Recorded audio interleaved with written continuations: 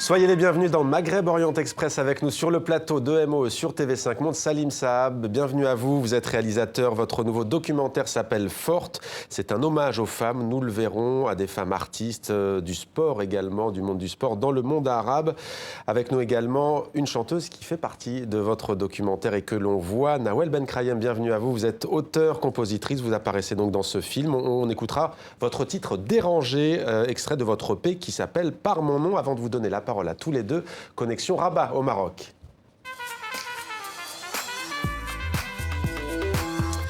La capitale marocaine, Rabat, où l'on retrouve Houda Outaraout. Merci d'être avec nous. Vous êtes rédactrice en chef de Marocopédia.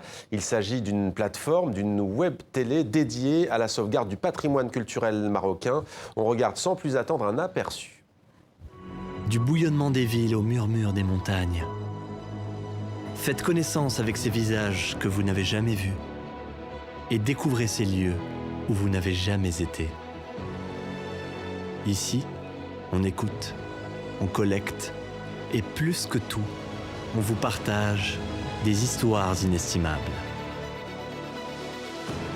Après 6 années d'expédition, nous avons réuni une collection unique d'incroyables histoires qui vous connecteront au Maroc comme jamais.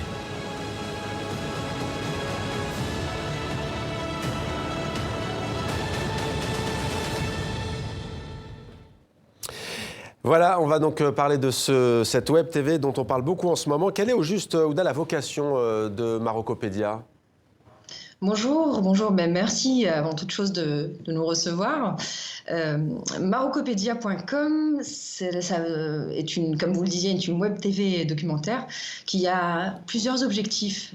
Ses vocations, c'est avant toute chose de collecter de l'information et de la documentation sur les spécificités marocaines, de la culture du patrimoine marocain, en sillonnant le Maroc, parce nous faisons donc des expéditions à travers tout le pays pour récolter ces éléments de culture et ce patrimoine.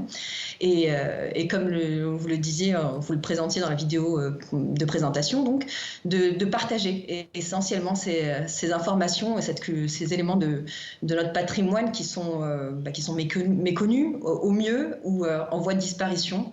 Parce que vous le savez bien, la culture marocaine est essentiellement orale et a tendance du coup à disparaître avec ces personnes qui la portent et qui disparaissent elles-mêmes.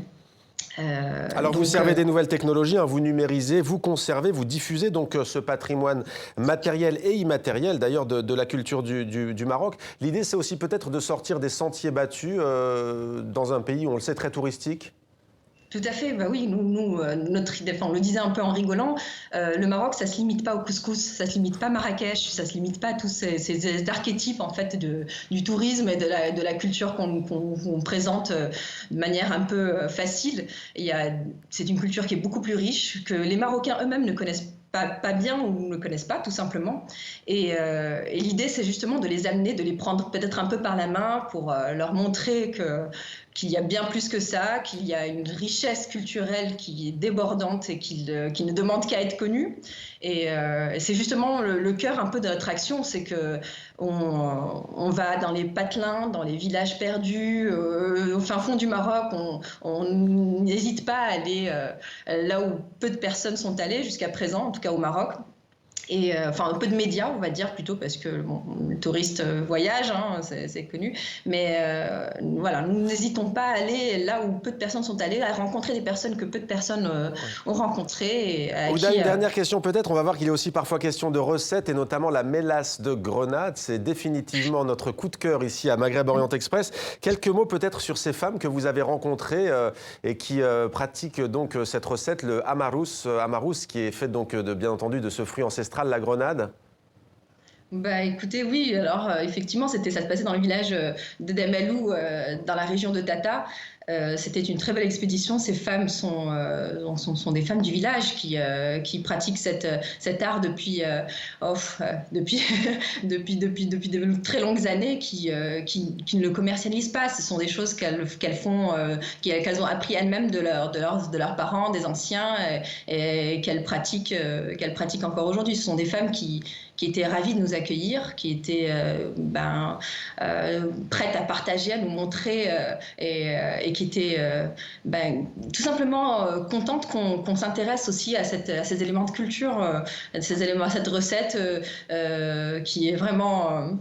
Oui, qui est assez exceptionnelle, qui est une recette, on va dire, du coin, et que même au Maroc, à Rabat, qui n'est pas connue, qu'on ne commercialise pas, et qui pourtant a énormément de vertus. Et qui est 100% naturel, avec plein de vertus. Merci beaucoup, Fouda Outraoud, d'avoir été avec nous en direct de Rabat, au Maroc. Nawel Ben Krayem, une réaction peut-être à cette idée, Web TV plutôt judicieux? Bah oui, bien sûr, c'est... Tous les nouveaux médias, c'est plein de possibles et plein de visions. Au lieu d'avoir juste une vision dominante, toujours... C'est génial, quoi. Le Maroc raconté par les Marocaines et les Marocains. Voilà. Salim Saab, on imagine que ces femmes qui pratiquent cette recette, la mélasse, elles ont toute leur place dans votre documentaire. Tout à fait. Elles sont les bienvenues. Non, mais c'est une très bonne idée. Et puis les médias alternatifs aujourd'hui donnent une autre image de nos pays, entre guillemets. Donc, et de l'image que l'on en a trop souvent, parfois pour le Maroc touristique. Comment est l'idée de votre documentaire forte, donc, cet hommage aux femmes? Alors disons que, de manière générale, les médias mainstream occidentaux voient le monde arabe sous deux prismes.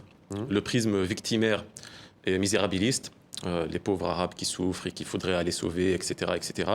Et le prisme politique et religieux, les dictatures, les monarchies, etc. Tout cela donne naissance à des stéréotypes qui maintenant sont ancrés dans un imaginaire collectif occidental et qui font que beaucoup de gens pensent que les femmes dans les pays arabes sont soumises, faibles, invisibles dans la société, qui ne sont pas courageuses, etc., etc.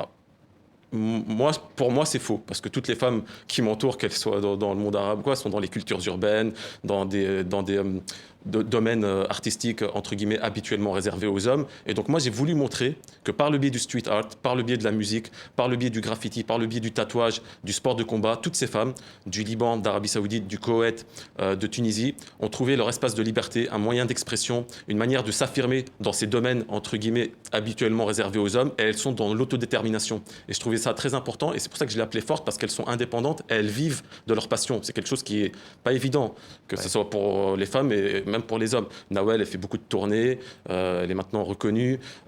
Marwa, la tatoueuse, elle a ouvert son salon de tatouage. Lana a ouvert son école de danse. Donc, c'est pas juste une passion. Et je trouvais ça important de briser ces clichés-là. Et puis, elles sont super talentueuses aussi. Donc, j'ai voulu mettre la lumière sur... Et vous leur avez donné la parole. On regarde la bande-annonce de votre documentaire qui s'appelle donc Forte.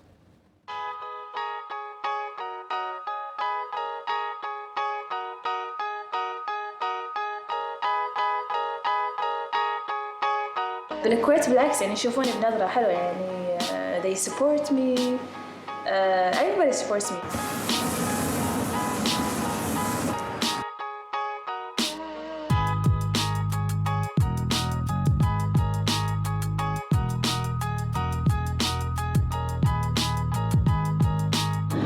إنه people are afraid of women like us because we are the change.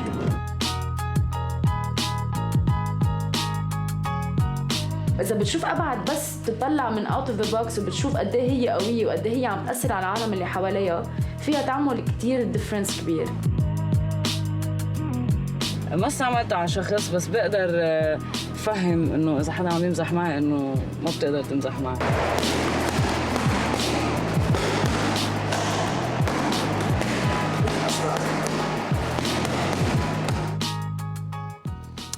Salim Saab, qu'est-ce qui vous a frappé au cours du tournage de ce documentaire? Alors disons que la plupart des filles, même toutes les filles que j'ai filmées pour ce documentaire, je les connaissais déjà avant. La plupart d'entre elles sont des amies, je les ai déjà interviewées dans mes émissions, donc je ne vais pas vous dire que j'ai été surpris. Ouais. Mais ce qui m'a frappé, on va dire, c'est leur détermination. Elles sont dans l'autodétermination et c'est pour ça que je l'ai appelée forte. C'est parce que chacune d'entre elles est forte dans son domaine et chacune d'entre elles, malgré la société patriarcale, parce que je ne suis pas en train de nier que la société dans le monde arabe, les sociétés du monde arabe ne sont pas patriarcales. D'ailleurs, toutes les sociétés dans le monde le sont. Mais malgré certaines lois liberticides et malgré peut-être une pression sociale qui peut des fois exister dans certaines sociétés arabes, eh ben, elles font leur street art, elles font la danse, elles font de la musique. Et c'est ça qui m'a frappé, c'est vraiment leur courage et l'autodétermination surtout. Alors Nawel Benkrayen qui est avec nous aujourd'hui dans MOE et dans votre documentaire. Le talent, on le savait, forte donc pour vous Nawel Benkrayen, pourquoi forte? Oui, parce que déjà, artistiquement, j'aime beaucoup ce qu'elle fait. Ensuite, je l'ai déjà interviewée, je ne sais pas, peut-être 6-7 fois avant de la filmer. Et puis, je trouvais ça intéressant parce que dans le documentaire, elle aborde la question du féminisme intersectionnel. Et c'était intéressant que ce soit elle qui aborde ce sujet-là parce qu'elle est franco-tunisienne et elle vit en France. Donc, elle risque parfois de subir une double discrimination, donc le sexisme et le racisme. Et donc, du coup, on a parlé de ça dans le documentaire avec Nawel. C'est quoi le féminisme intersectionnel? Nawel peut l'expliquer mieux que moi, je pense. En fait, oui, moi j'ai la double culture et c'est vrai que des fois, on se rend compte que les combats sont les mêmes, c'est-à-dire